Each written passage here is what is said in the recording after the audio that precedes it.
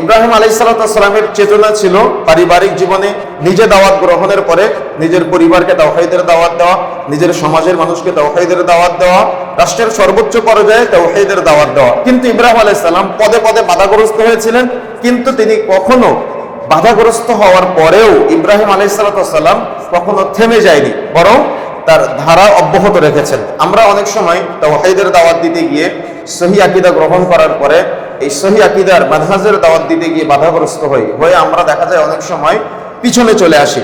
আমাদের এখান থেকে শিক্ষা অর্জন করতে হবে, যত বাধাগ্রস্ত হতে হবে তত আরো দূর এগিয়ে যেতে হবে দাওয়াত পৌঁছে দেওয়ার জন্য। মনে থাকবে ইনশাআল্লাহ এই ইব্রাহিমী চেতনা আমাদের আজকে এখান থেকে নিয়ে যেতে হবে। আমরা শুধুমাত্র ইব্রাহিম আলাইহিসসালাম থেকে কুরবানির ইতিহাস নিব, কিন্তু আমরা ইব্রাহিম আলাইহিসসালাম থেকে তাওহীদের ইতিহাস নিব না। এটা কি হতে পারে?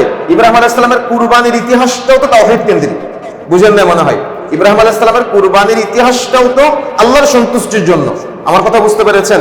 ইব্রাহিম আলাইহিসসালাম কেমন পিতা ছিলেন, তার স্ত্রী কেমন ছিলেন, আর কেমন সন্তান পেয়েছিলেন, সংক্ষিপ্ত আকারে যদি আমি বলি, ইব্রাহিম আলাইহিসসালাম সম্পর্কে তো বললাম যে তিনি তাওহীদের দাওয়াতের ব্যাপারে কতটুকু অগ্রগামী ছিলেন এবং আল্লাহর নির্দেশ, আল্লাহর ফাইসালা, আল্লাহর নির্দেশ যাতে করে অমান্য না হয় তিনি পদে পদে বহু পরীক্ষা দিয়েছেন। আপনারা ইব্রাহিম আলাইহিস সালামের এই পরীক্ষার ইতিহাসগুলো বহু জানেন। বর্তমান যেখানে কাবা শরীফ এবং জমজম কূপ আপনারা জানেন, ইব্রাহিম আলাইহিস সালামকে আল্লাহ রাব্বুল আলামিন বললেন, ইব্রাহিম তুমি তোমার স্ত্রী আর সন্তানকে রেখে আসো। দূর পথ পাড়ি দিয়ে ইব্রাহিম আলাইহিস সালাম আদরের স্ত্রী আর আদরের সন্তানকে বর্তমান যেখানে কাবা শরীফ জমজম এখানে ইব্রাহিম আলাইহিস সালাম রেখে চলে আসতেছেন। এখন তো অনেক লোকের সমাগম দেখছেন আপনারা, কিন্তু তৎকালীন সময়ে সেখানে কোনো লোকজন নাই, খাদ্য নাই, পানীয় নাই, বাসস্থান নাই, কিচ্ছু নাই। কিন্তু ইব্রাহিম আলাইহিস সালামকে রেখে আসতে বলেছেন আল্লাহ, আর ইব্রাহিম আলাইহিস সালাম রেখে আসছেন আদরের ছোট্ট বাচ্চা আর স্ত্রীকে রেখে চলে আসছে। সেখানে কিচ্ছু নাই। ইব্রাহিম আলাইহিস সালাম রেখে আসে আর পিছন দিক থেকে স্ত্রী জিজ্ঞাসা করে, ইব্রাহিম এটা কি আল্লাহর নির্দেশ? তাহলে স্ত্রীরও কেমন ত্যাগ, কেমন চিন্তা যে আমার স্বামী আমাকে আল্লাহর নির্দেশ ছাড়া এখানে রেখে যেতে পারে না। ইব্রাহিম আলাইহিস সালামের স্ত্রী আপনার স্ত্রীর মতো এভাবে বলে নাই, যদি বছরে একদিন শাড়ি কিনে দিতে না পারেন তো আপনার স্ত্রী বলে শুধু আমি বলে তোমার সংসার করতেছে, আর কে হলে করতো না, বলে না এভাবে? এরকম সমস্যা কিন্তু বহু পরিবারে আছে। ইব্রাহিম আলাইহিস সালামের স্ত্রী বললেন যে ইব্রাহিম আপনি যে আমাদের এখানে রেখে যাচ্ছেন এটা কি আল্লাহর নির্দেশ? প্রশ্ন করা বুঝতে হবে আমাদের। পরিবার, সংসার রাসূলের সুন্নাহ পদ্ধতিতে বাস্তবায়নের জন্য ইতিহাসগুলো আমাদের মাঝে এসেছে। ইব্রাহিম আলাইহিস সালাম পিছনে তাকালে মায়া হবে, তিনি পিছনে তাকাচ্ছেন না, সামনের দিকে তাকিয়ে ইব্রাহিম আলাইহিস সালাম আসমানের দিকে তাকিয়ে বলছেন, হাতটা উঁচু করে বলছেন এটা হলো আল্লাহর নির্দেশ। সুবহানাল্লাহ ওয়া বিহামদিহি।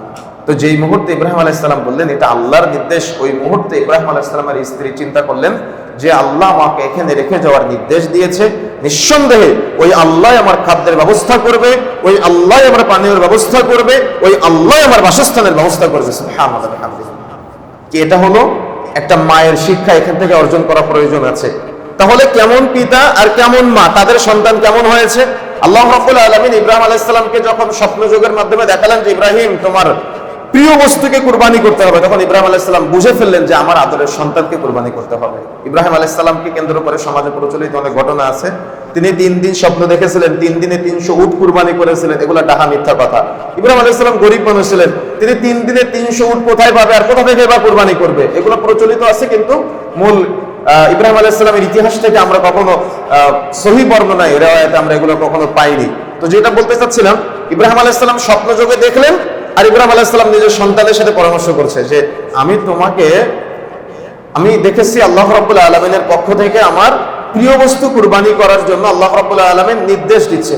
তখন পুত্র বিষয়টা বুঝে নিয়েছে যে আল্লাহ রাব্বুল আলামিন হয়তো আমার কুরবানির জন্য আমার পিতাকে বলছেন। তখন ইব্রাহিম আলাইহিস সালামের আদরের সন্তান ইসমাঈল আলাইহিস সালাম পিতার সাথে পরামর্শের সময় বলছেন, আব্বু আল্লাহ যেটা আপনাকে নির্দেশ দিয়েছে আপনি কার্যে বাস্তবায়ন করেন, আপনি আমাকে ধৈর্যশীলদের সাথে পাবেন। সুবহানাল্লাহ। তাহলে কেমন পিতা আর কেমন মা আর কেমন বাবা।